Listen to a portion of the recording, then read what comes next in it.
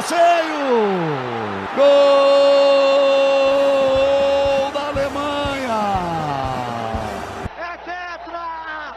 É tetra! É tetra! Esses negros maravilhosos. Receba os aplausos do torcedor rival.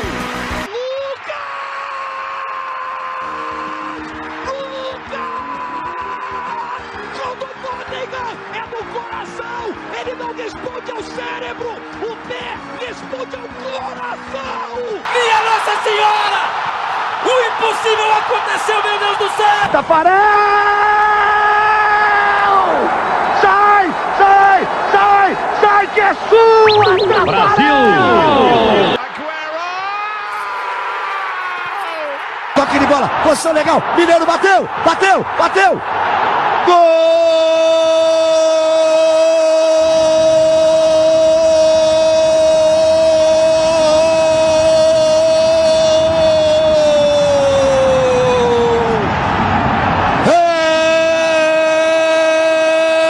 Do São Paulo! Olá a todos, mais um Comentando God of War aqui. Sim, mais um. Tem vários comentando os God of Wars por aqui. E esse é mais um porque, porra, essa semana tá tendo coisa pra caralho de futebol. Então é difícil você não comentar, né, os assuntos. Enfim, vamos partir pro assunto que é Libertadores e Sul-Americana. Sobre essas competições, tivemos os classificados e já foi feito o sorteio do mata-mata. Já temos os caminhos definidos. Vamos começar pela Libertadores. A Libertadores, que é a principal competição do continente e que teve surpresas, teve decepções, teve coisas óbvias, enfim. Vamos falar aqui. Vamos comentar grupo a grupo. Primeiramente, Grupo A. Grupo A, o que talvez tenha sido um pouco mais surpreendente tenha sido a atuação do Palmeiras. Porque o Palmeiras passou com 100% de aproveitamento. O Palmeiras ganhou tudo. E ganhou alguns jogos aqui massacrando os adversários. Massacrou aqui, sei lá quantas vezes o Independiente Petroleiro, ó, massacrou o Deportivo Táchira, massacrou o Independiente, né? Enfim, só não massacrou o Emelec, mas venceu as duas partidas contra o Emelec. O Palmeiras passando em primeiro com 100% de aproveitamento. Se chegar até a semifinal vai ter o mando de campo na partida da volta. O segundo colocado do grupo, que não teve uma atuação tão boa, né? Provavelmente é o menos pior de todos esses times aí do grupo do Palmeiras, que o Palmeiras sobrou no grupo e os outros times aqui foram fracos, enfim. Mas acabou pegando em segundo lugar o Emelec do Equador. Há alguns anos era um time forte, era um time bom. Por exemplo, os flamenguistas têm muitos traumas com o Emelec. O Emelec era um time que costumava dar muito trabalho ao Flamengo e acabou passando segundo. O terceiro colocado aqui foi o Deportivo Táchira, da Venezuela, que brigou com o Emelec por essa segunda posição, mas no final acabou ficando com o Emelec. E o quarto colocado, que o último, foi o Independiente Petroleiro, que é o atual campeão boliviano, mas que nessa Libertadores, o time horrível. Não, eu vou ver aqui, eu vou falar para vocês os resultados das partidas. Primeira partida, ele empatou em 1-1 com o Emelec. Segunda partida, tomou 8-1 do Palmeiras. Terceira rodada, perdeu de 2-1 do Táchira. Quarta rodada, lá na Bolívia, tomou 5-0 do Palmeiras. Quinta rodada, tomou 3-0 do Deportivo Táchira. E na sexta rodada, para encerrar sua participação, 7-0 pro Emelec. Sim, olha que time horrível, cara. tomou 26 gols esse time e só fez 3. Saldo de menos 23. Pra você ter uma noção de quão horrível é esse Independiente Petroleiro. Enfim. O grande destaque desse grupo, obviamente, foi o Palmeiras passar com 100% de aproveitamento. Grupo B. Grupo B, enfim, um grupo que acabou meio que tendo emoções até a última rodada, porque é aquilo, o Atlético Paranaense começou o ano sem treinador, né? Ou vocês acham que Valentim é treinador? Começou o ano sem treinador, aí se fudeu. É um grupo que o Atlético, se tivesse algum técnico decente desde o começo, teria passeado. Só que não tinha. Tinha o Valentim e aí veio o Carille, que também não deu muito certo. Mas acabou com o Libertad passando em primeiro e o Atlético passando em segundo. O Strongest ficou em terceiro no grupo e o Caracas da Venezuela ficou em último. E é um grupo que na última rodada qualquer um poderia se classificar, né?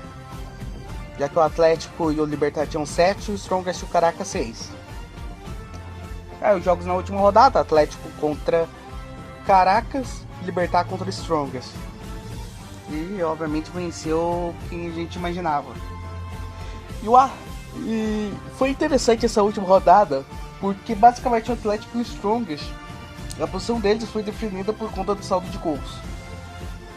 Porque basicamente eles pontuaram igual.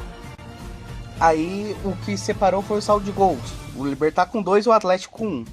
Sim, aquele 5-0 que tomou do Strongest na Bolívia, só tomando gol de cabeça, inclusive tomando gol de cabeça contra, custou caro.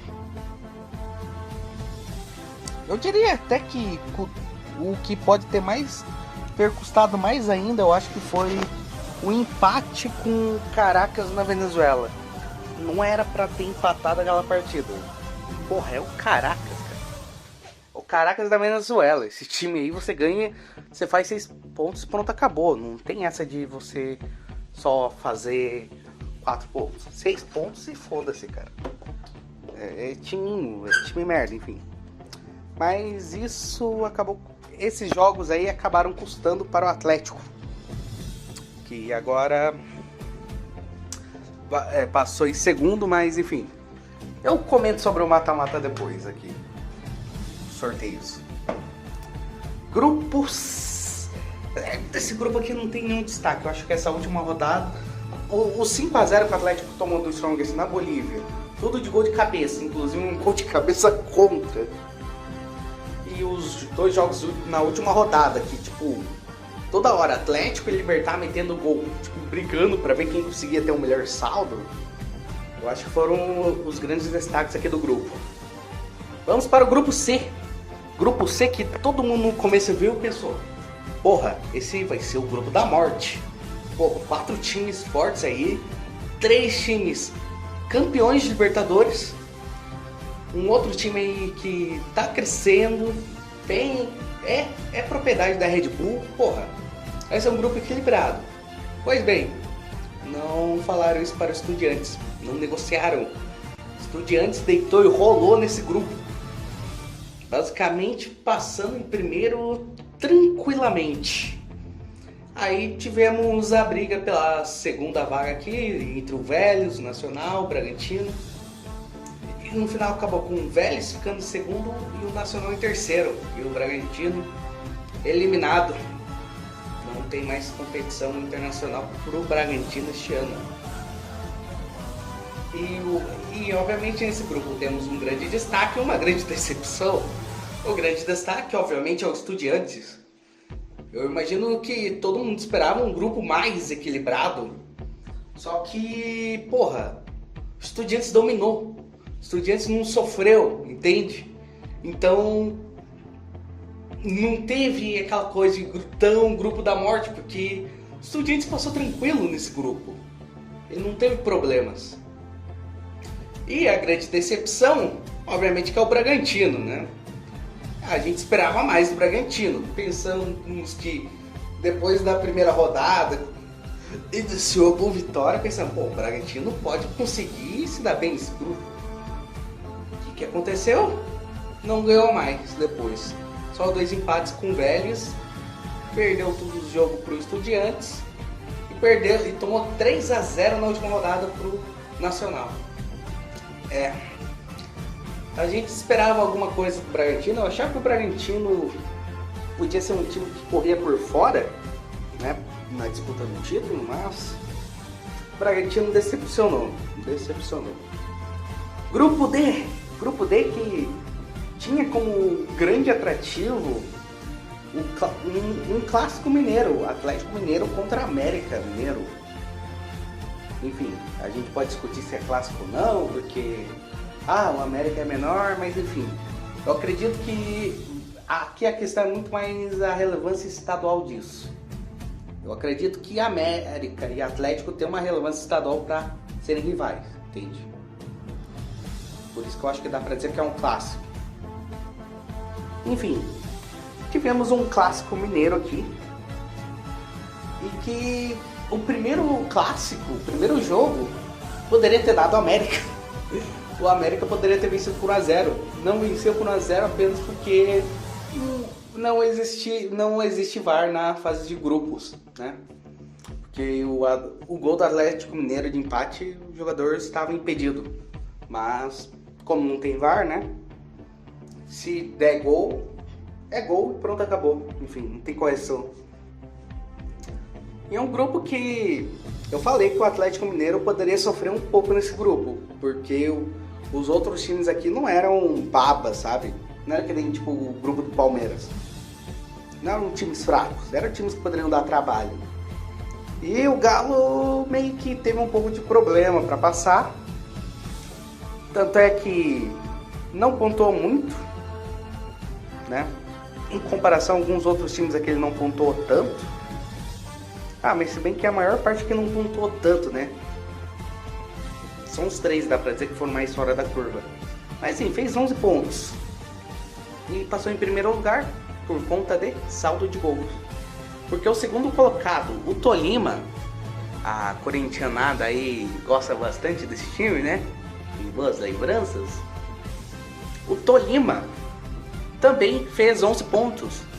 Inclusive ganhando do Atlético Mineiro na última rodada, no Mineirão, ganhando por 2-1. O Tolima também fez 11 pontos, só que o saldo de gols foi de apenas 1, o que fez o Atlético Mineiro, obviamente, passar em primeiro. Um detalhe aqui para comentar: o Atlético Mineiro, antes desse jogo contra o Tolima, esse jogo contra o Tolima foi na 6ª rodada. Na 5ª rodada, o Atlético Mineiro conseguiu a incrível façanha de 18 jogos seguidos sem perder na Libertadores. É um feito incrível. Só que logo na rodada seguinte já perdeu, né? Mas conseguiu um recorde. Terceiro colocado do grupo foi o Independiente Del Valle, né? Acabou não conseguindo passar de fase, né? Um time interessante, já foi campeão da Sul-Americana, já foi vice-campeão de Libertadores, é o atual campeão equatoriano, enfim, acabou pegando a Sul-Americana. E o último colocado do grupo foi o América, né? Foi o Mequinha, apenas 2 pontos, né? 2 empates. O América Mineiro, que teve todo o drama para conseguir chegar à fase de grupos da Libertadores, né? Passando nas 2 fases anteriores nos pênaltis, né? Mas jogando a fase de grupos não foi bem. Poderia ter mais pontos aqui, poderia ter uns 4 pontos se o gol contra o Atlético Mineiro, o gol do Atlético, tivesse sido invalidado, né? Mas é aquilo, né? Não adiantou muito ao Mequinha, né? Talvez isso demonstre um pouco que o Brasil não precisa enviar tantas vagas assim. Isso porque nem vamos falar o Fluminense. Não, a gente vai falar o Fluminense aqui sim. Enfim. Eu acho que aí, sobre esse grupo tem isso para comentar. Talvez a gente esperasse mais do Atlético Mineiro, mas... enfim. Grupo E. Grupo que foi definido na última rodada. Grupo que tá deixando muito torcedor aí de certo time desesperado. Pensando, puta que pariu, a gente tá fudido. Que era o grupo do Corinthians. Onde o Boca Juniors, mesmo não jogando bem, passou em primeiro. Por quê? Porque o Corinthians foi pior e ficou em segundo, com 9 pontos. Boca com 10, Corinthians com 9. Em terceiro lugar, ficou o Deportivo Cali, que, bem, perdeu alguns pontinhos, como por exemplo, poderia ter vencido o Corinthians lá na Colômbia, né? Só que não venceu. Isso custou caro no final, né?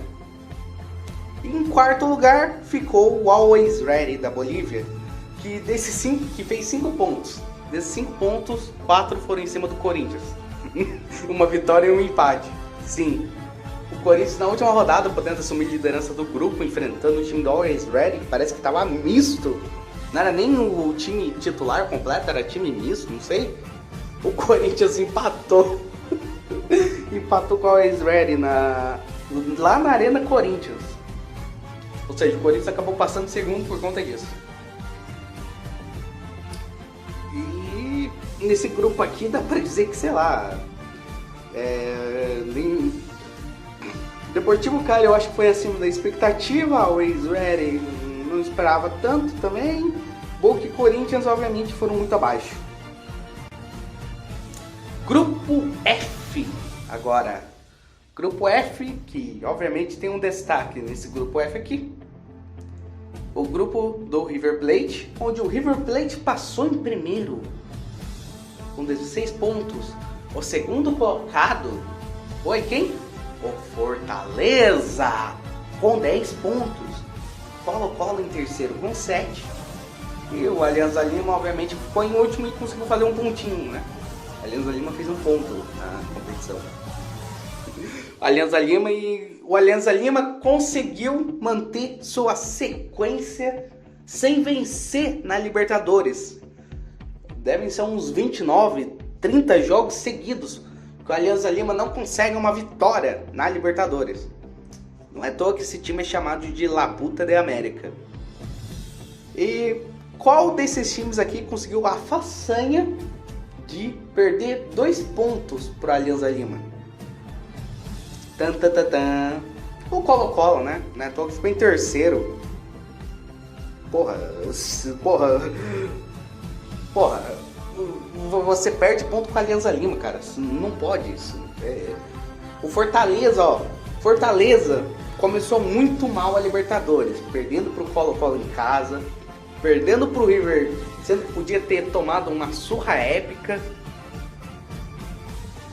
Só que o Fortaleza começou, mesmo nem não jogando bem, fez os 6 pontos contra o Alianza Lima, conseguiu um empate com o River e na última rodada, num jogo épico, venceu por 4-3 o Colo-Colo no Chile. 4-3. Claro que o Fortaleza também perigou um pouco com a desgraça, porque eu acho que o Fortaleza tinha aberto 3-1 ou 4-1, não sei, e o Fortaleza começou a meter gol. Fortaleza, o Colo-Colo começou a fazer gol. Porque no dessa o Colo-Colo conseguiu empatar a partida e depois virar. Poderia dar merda, né? Nossa. O Fortaleza é um time que cresceu nessa competição. Começou muito mal, mas começou a crescer e no final conseguiu uma classificação. E não só isso.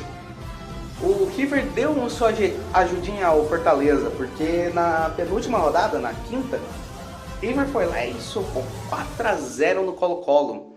O que fez com que o saldo do Fortaleza ficasse melhor que o do Colo-Colo. E com isso o Fortaleza só precisaria do empate para se classificar na última rodada, né? Ou seja, quem jogaria com mais pressão, no final das contas, seria o Colo-Colo. E outro destaque a se fazer nesse grupo, além da campanha do Fortaleza, é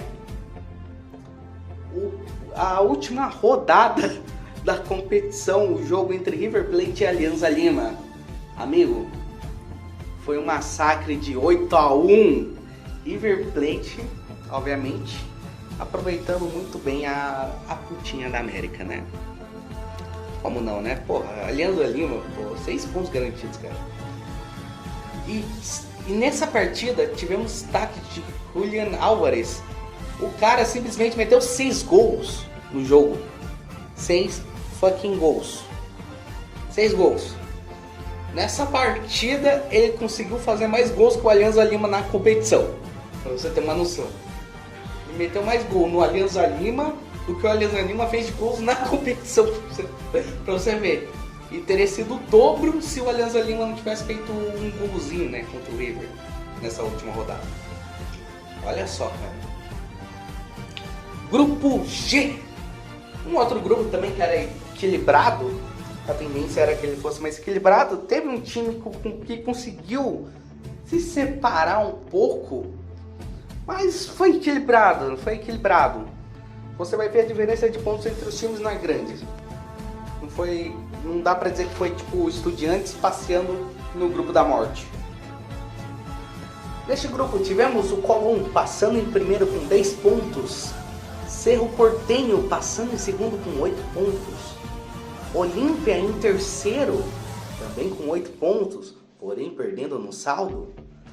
E Peñarol, do Uruguai, em quarto lugar com 7 pontos. Enfim, foi um grupo equilibrado. Na última rodada todos tinham chance de alguma coisa. O Peñarol tinha chance sul-americana, não tinha chance de passar de fase, tinha chance de ir para a Sula. E o grande destaque desse grupo, obviamente, é o clássico paraguaio, né? É o Cerro Porteño e o Olímpia se enfrentando.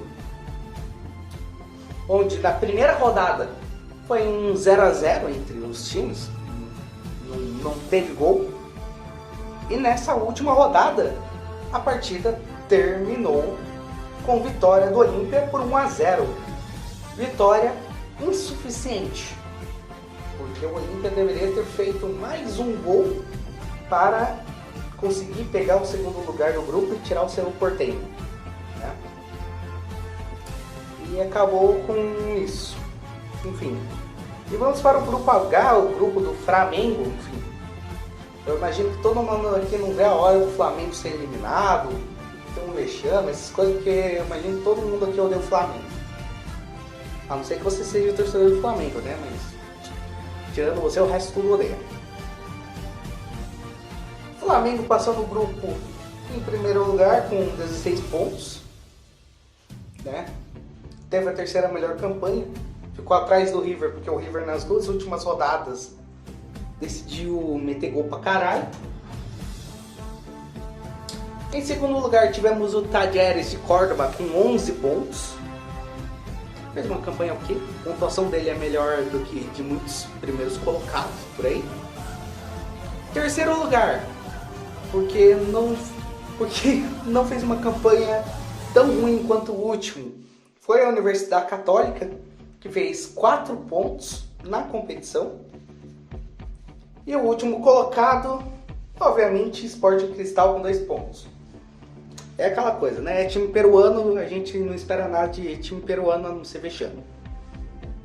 Não é à toa que o maior símbolo do futebol peruano, de como é o futebol peruano, é o Alianza Lima. Enfim. Sim, aquela desgraça do Alianza Lima consegue ser campeão do futebol peruano. Então você imagina como que é o futebol peruano.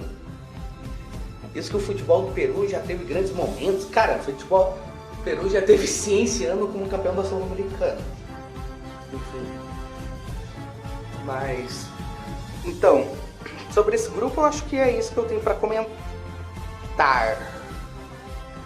Agora eu vou comentar o mata-mata da Libertadores, porque o sorteio já ocorreu. O caminho para os times já está traçado. Enfim, vamos lá. O primeiro jogo, o primeiro confronto que teremos nessa Libertadores agora será Atlético Paranaense contra Libertad. Sim, Eles estavam no mesmo grupo e agora vão se enfrentar no mata-mata. Quando eu vi o Atlético ficando segundo, eu pensei, cara, desses times aí que vão ser primeiros colocados, o melhor para ele pegar é justamente o Libertad. Porque ele venceu no jogo na Arena, né? Na quinta rodada. E o Atlético tá apresentando melhoras. Então, pro Atlético talvez seja melhor enfrentar o Libertad. E o que aconteceu? Saiu logo os dois se enfrentando. O time que vai enfrentar o vencedor desses dois aí, né? Virá do confronto entre Fortaleza contra Estudiantes. Sim, amigos, teremos numa semifinal de Libertadores Atlético Paranaense, Libertad, Fortaleza ou Estudiantes. Um desses quatro vai estar na semifinal. Qual o palpite de vocês? Eu até postei uma imagem fazendo uma simulação dizendo que meu palpite seria Estudiantes. Eu acho que é o mais forte desses times. Mas se eu for torcer para um, eu vou torcer para o Atlético, porque eu torço para os times do Paraná conseguirem resultados, conseguirem estar bem, entende? Mesmo eu sendo São Paulino, sendo tricolor, eu torço pelo bem dos times do Paraná. Enfim, eu torço pelo bem dos times paranaenses. Pô, imagine, se tivesse Atlético Coxa aqui, né? Obviamente o São Paulo não estão presentes. Iria torcer para dar final Atlético e Coxa, com o Atlético na final. Mas enfim, esses quatro confrontos aí, não, esses dois confrontos, no final das contas vai acabar decidindo semifinalista. Né? Enfim, sobre Fortaleza e Estudiantes, é bem óbvio, né? Que o favoritismo é do Estudiantes, está jogando melhor, passou mais tranquilo por um grupo difícil. O Fortaleza também tá tendo outras preocupações além da Libertadores. É o último colocado no Campeonato Brasileiro com apenas 1 ponto. Mas Fortaleza pode surpreender. Primeiro jogo é no Castelão. Aí, seguindo, Emelec contra Atlético Mineiro.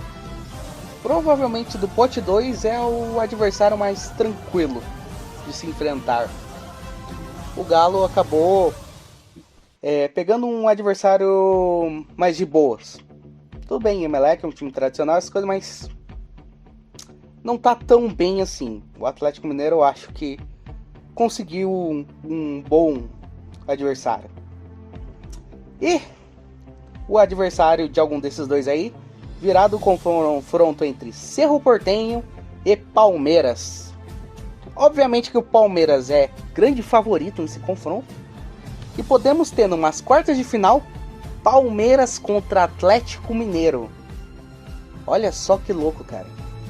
Cara, poderíamos ter uma semifinal de brasileiros. Imagine se passa o Atlético, passa o Fortaleza, passa o Galo e passa o Palmeiras.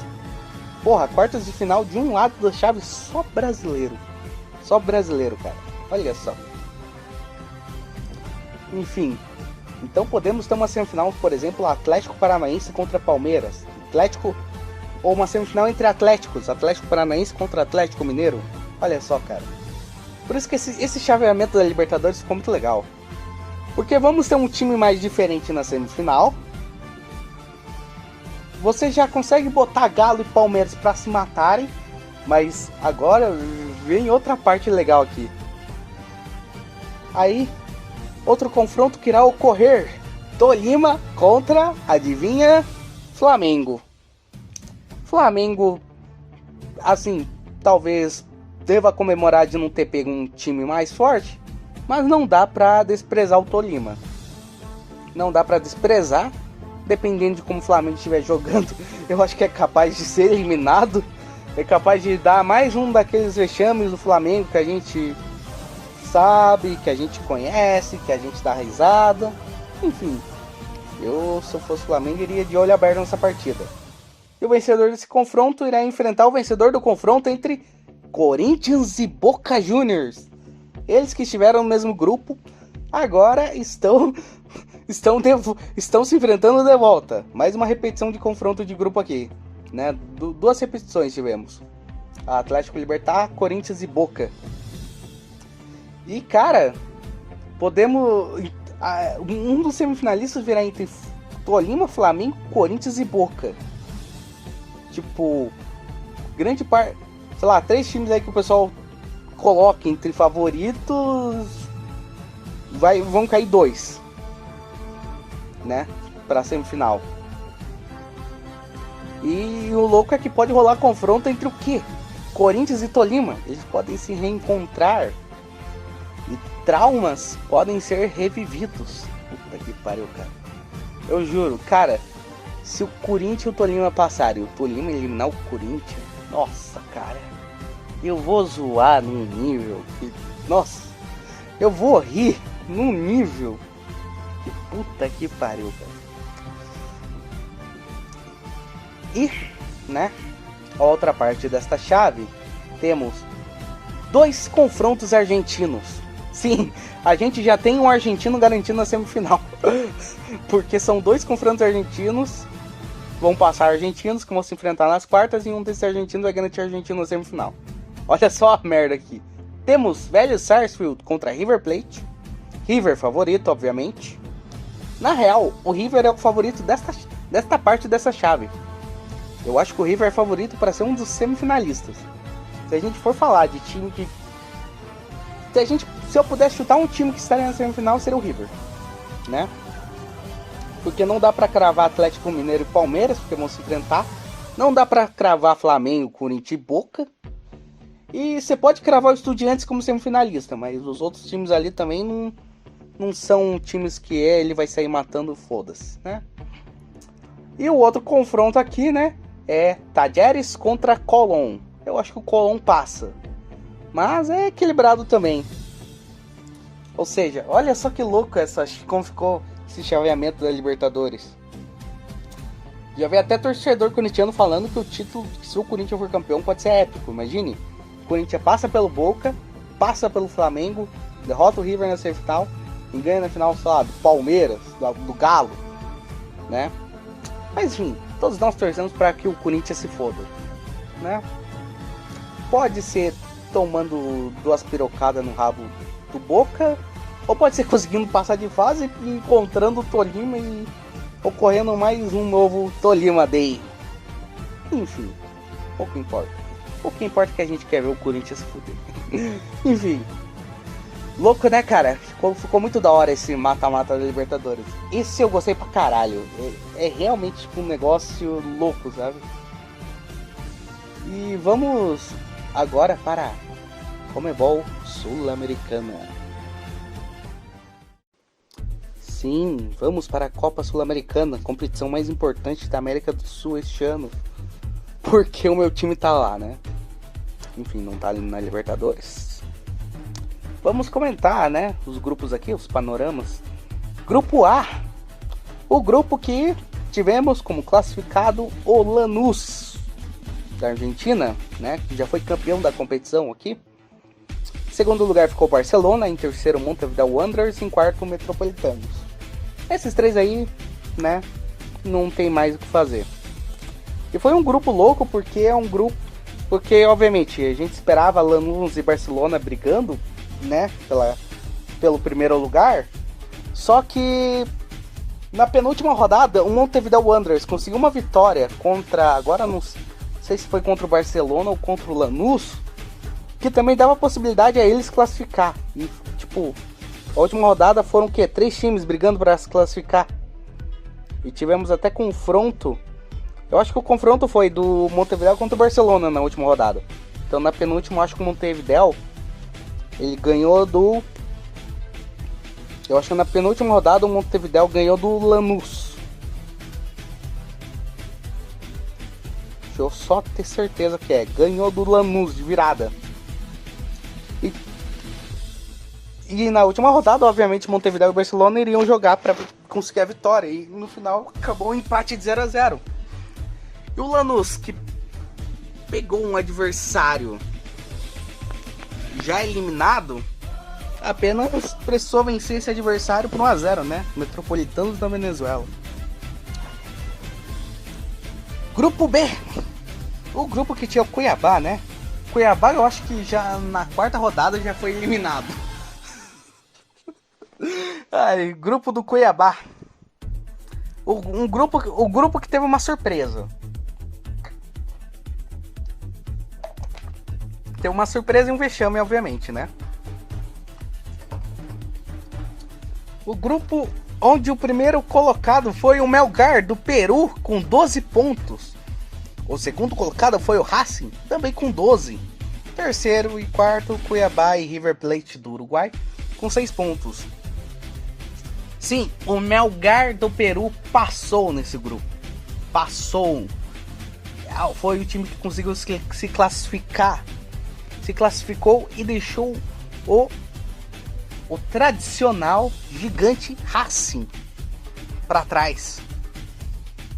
Cara, não, o pior é o contexto, porque o Racing, na última rodada, ele precisava apenas empatar. Sim, ele precisava apenas de um empate para conseguir a classificação.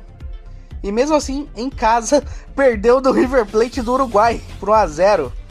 E o Melgar foi lá e socou 3-1 no Cuiabá. E acabou com o Melgar tendo um saldo melhor do que o do Racing. 4 pro Melgar, 2 pro Racing. E isso fez com que o Melgar assumisse a primeira posição. Olha só, um time peruano atuando bem. Grupo C. Um grupo que um grupo que foi bastante equilibrado até certo momento. E que acabou no final sendo, na última rodada, ocorrendo uma briga entre o Santos e o Unión La Calera do Chile pelo primeiro lugar. Porém acabou com o Santos ficando com a primeira posição com 11 pontos. La Calera em segundo com 11.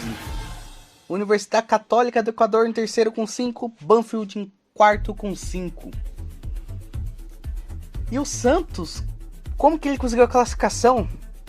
Simples, ele conseguiu a classificação pelo número de gols feitos, porque o saldo ficou igual ao do La Calera. Ambos tiveram um saldo de 2 gols. E foi muito louco, porque na última rodada... Não, o grupo em si como um todo foi louco, porque o Santos, por exemplo, ele ganhou do La Calera por 1-0 na Vila. Tipo, num sei lá quantos minutos de acréscimo. Tipo, foi acréscimo pra caralho na partida. Sei lá, o acréscimo foi tipo até o Santos marcar, alguma merda assim. E na última rodada, o Santos enfrentou o Banfield, que já estava eliminado. Tava empatando em 1-1. O Banfield ficou com a menos.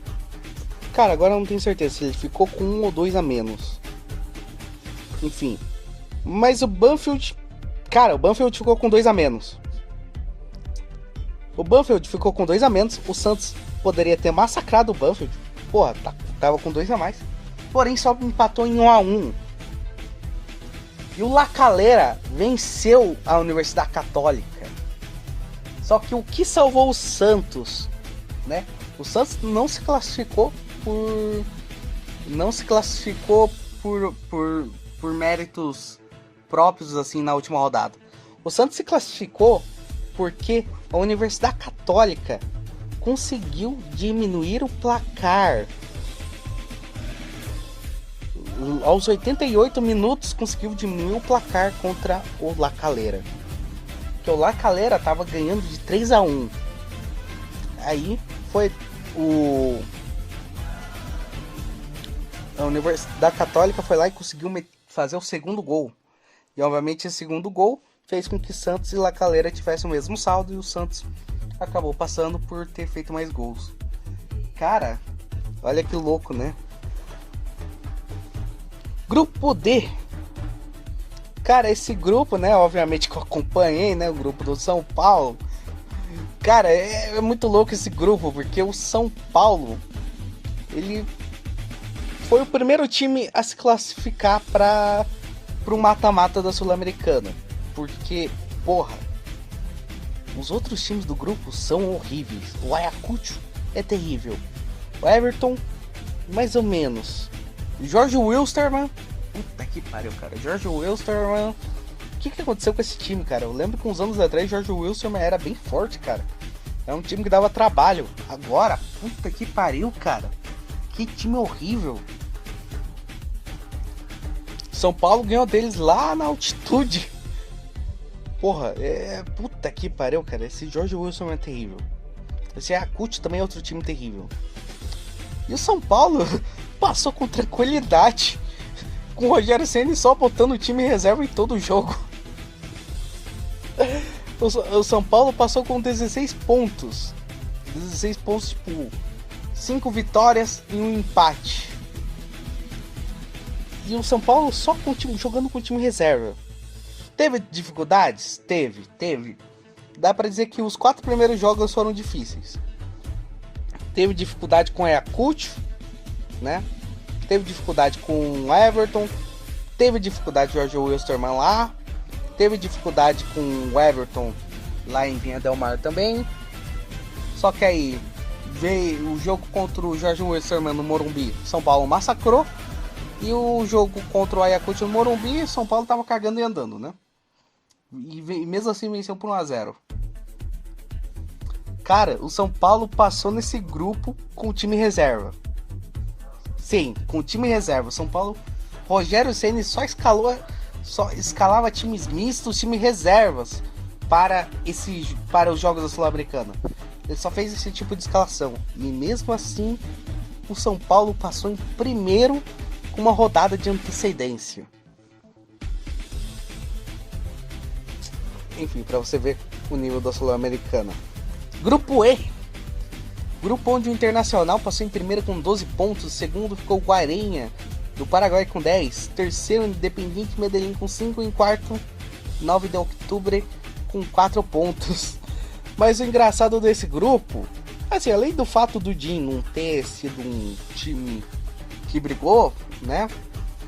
Eu acho que o mais engraçado desse grupo foi o fato do Internacional ter brigado até a última rodada com o Guairenha pela classificação. Com o Guairenha do Paraguai. Sim, o Inter brigou com o Guairenha do Paraguai para conseguir a classificação, para conseguir o primeiro lugar do grupo. Deixa eu ver aqui os confrontos entre o Inter e o Guairenha. Foram 2 empates de 1-1. E um deles no Beira-Rio. Mas enfim, o Inter passou em primeiro no grupo porque o Guairenha não conseguiu vencer na última rodada. E o Inter venceu. Grupo F. Aquele que era considerado o grupo mais equilibrado.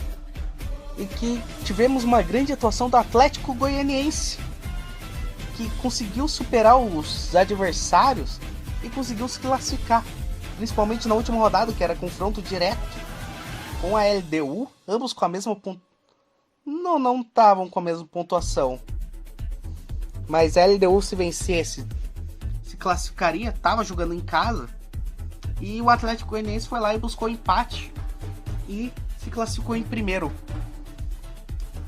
Num grupo também que tinha o Defensa e Justiça, que acabou não jogando tão bem, só fez 4 pontos e ficou em último no grupo. Ou seja, o grande destaque do grupo aqui foi o Atlético Goianiense, que conseguiu passar em primeiro. E grupo G, provavelmente a campanha mais surpreendente, né, dessa Sul-Americana aqui. Estou falando do Ceará, que assim como o Palmeiras na Libertadores, foi 100%. Ceará, 18 pontos no grupo.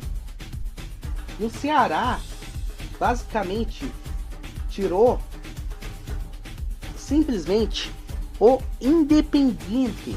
Passou pelo Independiente, que é o rei de Copas, 7 Libertadores e 2 Sul-Americanas. Não é qualquer time. E o Ceará venceu a primeira partida contra o Independiente por 2-1 no Castelão.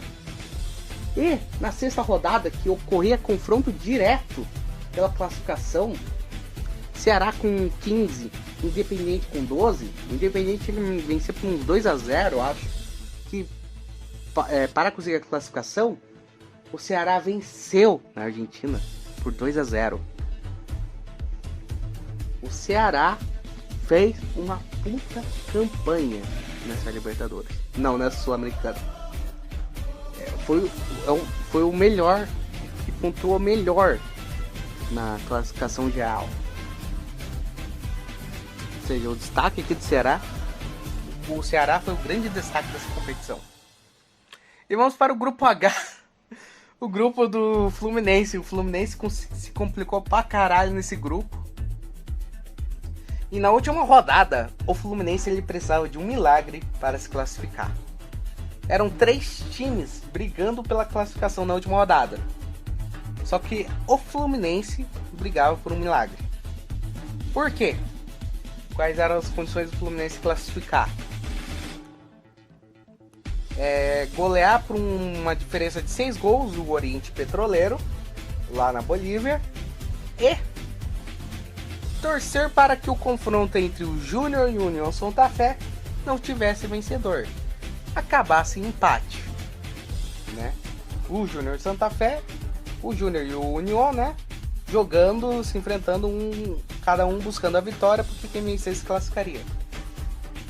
E não é que o Fluminense fez a parte dele. O Fluminense foi lá e socou 10-1 no Oriente Petroleiro. 10-1. Cara, foi um massacre. O Fluminense massacrou esse Oriente Petroleiro. Massacrou. 10-1. Cara, 10-1 na casa do Oriente Petroleiro. Deixa eu ver. 1, 2, 3, 4. Cara, ó. Em 17 minutos de partida tava 4-1 pro Fluminense. 17 minutos.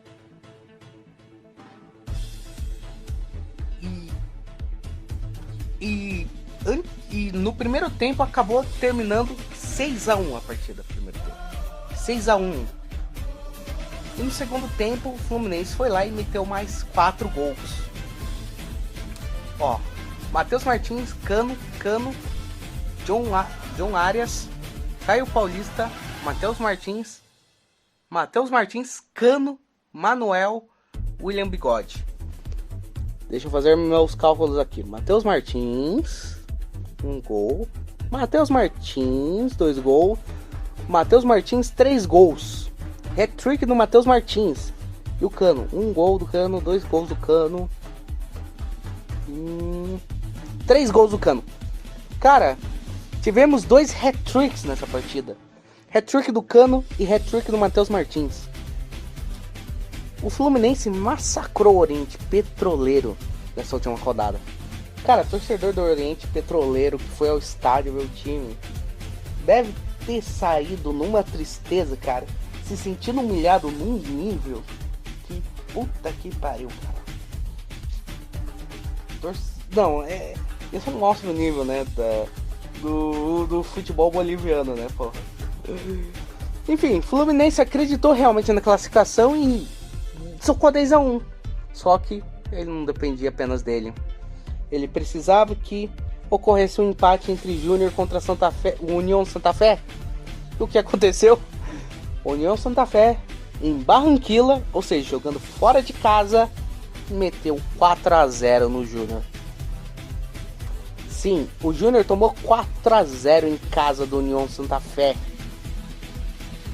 E o União Santa Fé foi quem se classificou em primeiro com 12 pontos. O Fluminense bem que tentou, mas ficou em segundo com 11. O Júnior ficou em terceiro com 10. E o Oriente Petroleiro, zerado. Oriente Petroleiro, que até o jogo contra o Fluminense tinha tomado 13 gols. Aí ficou com 20, aí tomou 23 gols porque, né, tomou 10 no rabo. A disparada pior campanha nas duas competições, não só na Sul-Americana, na Libertadores também, porque eu acho que na Libertadores, ao menos nos grupos, ao menos o time fez 1 ponto. Aqui o Oriente Petroleiro ficou zerado. E agora vamos comentar o mata-mata, porque, né, foi feito o sorteio e obviamente os confrontos são entre os vencedores dos grupos contra os terceiros colocados da Libertadores. E o caminho ficou assim. Teremos Deportivo Táchira contra o Santos. Eu acho o Santos favorito. por motivos óbvios. O vencedor desse confronto enfrentará o vencedor do confronto entre Independiente Del Valle contra Lanús. Confronto extremamente equilibrado. Assim, eu realmente não sei dizer quem que vai vencer esse confronto. E cara, é difícil você dizer quem vai ser o semifinalista. Porque eu acho que pode tanto Santos quanto o Del Valle quanto o Lanús tem chance de serem semifinalistas. E o legal desse confronto do Del Valle contra o Lanús é que é confronto de 2 campeões da Sul-Americana, né? 2 campeões da competição.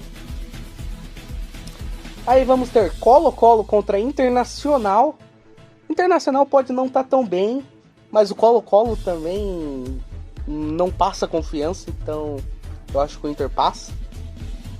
E o vencedor desse confronto irá pegar o vencedor do confronto entre Deportivo Cali e Melgar. Ó, cara, eu tô achando que uma das vagas aí da semifinal vai ser do Deportivo Cali. A campanha dele na Libertadores até que foi boa. O Inter e o Colo-Colo não passam confiança. Melgar, apesar da grande campanha na fase de grupos, conseguindo eliminar o Racing, não me passa a confiança de que vai passar pelo Deportivo Cali. O Melgar ainda continua sendo um time peruano. Então, eu não consigo acreditar, confiar em time peruano. Enfim. Do outro lado, temos um confronto entre o Nacional e o União de Santa Fé. Pode ser equilibrado esse confronto, mas eu tenho tendência a achar que o União passa. Teremos o confronto entre o Olímpia contra o Atlético Goianiense. Ó, cara, o Atlético Goianiense passou muito bem, né? Pelo seu grupo. Com 2 adversários extremamente fortes e 2 adversários campeões da Copa Sul-Americana. E um desses adversários ainda por cima é campeão da Libertadores também, né? Ganhou as 2 taças.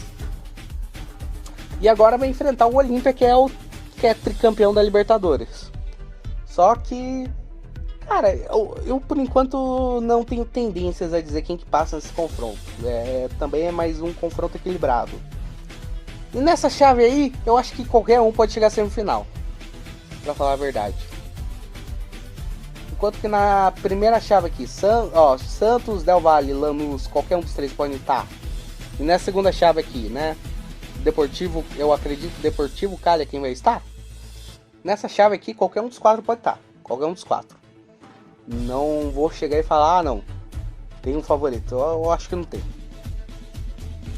E a última chave aqui, vamos ter um confronto que já foi final de Libertadores. E obviamente que é o jogo que mais me interessa, né? Obviamente. Universidade Católica contra São Paulo. Cara, pelo jeito que tá a Universidade Católica, é pro São Paulo passar tranquilamente. Me desculpe, mas se o São Paulo não passar, vai ser vergonhoso.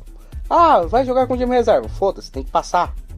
Jogou com o time reserva e passou em primeiro no grupo. Tem que passar contra a Universidade Católica também. Essa Universidade Católica tá horrível. Essa Universidade Católica não é a Universidade Católica que foi tetracampeã chilena. Tá ruim essa Universidade Católica. Tá péssima. Já não tem mais, eu acho que o Ariel Roland, né? Que agora tá no Santos. Então é pra passar. É a obrigação do São Paulo passar aqui. E o adversário do São Paulo, eu espero, né? Eu espero que o adversário seja do São Paulo e não da Universidade Católica, né? E o adversário virá do confronto entre The Strongest contra Ceará. Eu acho o Ceará favorito. Cara, podemos ter nas quartas de final uma disputa entre as 2 melhores campanhas da fase de grupos, né? A do Ceará, 100%, e a do São Paulo, quase 100%, né? Mas o Ceará vai ter que jogar muito bem na altitude. Vai ter que, sim, sair com resultado bom na altitude. Porque o Ceará não é o time que a gente imagina que esteja acostumado a jogar na altitude, né? O grupo do Ceará, ele teve o General Cabadeiro do Paraguai e o Deportivo Laguaira lá de Caracas da Venezuela. E o Independiente de Avejaneira, ou seja, não jogou em altitude, não teve aquele teste. Então, assim, eu acho que pro Ceará passar A chave vai ser o jogo na altitude. Se conseguir jogar bem, conseguir um resultado bom, tipo um empate, eu acho que ele joga mais tranquilo no Castelão para conseguir a classificação. Mas é claro, né? Como é time boliviano, não duvide também que ocorra o que já ocorreu com o Jorge Wilstermann há alguns anos. Jorge Wilstermann foi lá na Libertadores, jogando na Bolívia, socou 3-1 no River. E na volta o River foi lá e socou 8 no Jorge Wilstermann, lá em Buenos Aires. Não duvide que isso possa ocorrer, cara. Esse tipo de coisa ocorrendo com o time boliviano é completamente normal. Os caras massacram você na altitude e na volta você massacra os caras de uma forma maior ainda. Enfim.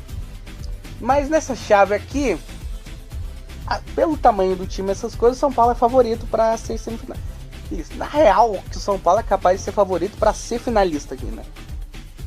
Desse lado, do lado direito aqui, né, da imagem que eu tô vendo, o São Paulo é o favorito para ser o finalista. Enquanto que do outro lado eu acho que não tem bem o time favorito para ser o finalista. Mas também não dá para duvidar muito do Ceará, né? Mas eu espero que São Paulo seja não só o finalista, como o campeão dessa porra. Por motivos bem óbvios. Enfim. Eu acredito que seja isso mesmo para comentar, né? Também farei um vídeo comentando a final da Liga dos Campeões, né? Ela só tem que acontecer porque eu não tô gravando no dia que ocorrer a final, depois ainda não ocorreu. E é isso aí, pessoal. Falou, Zé.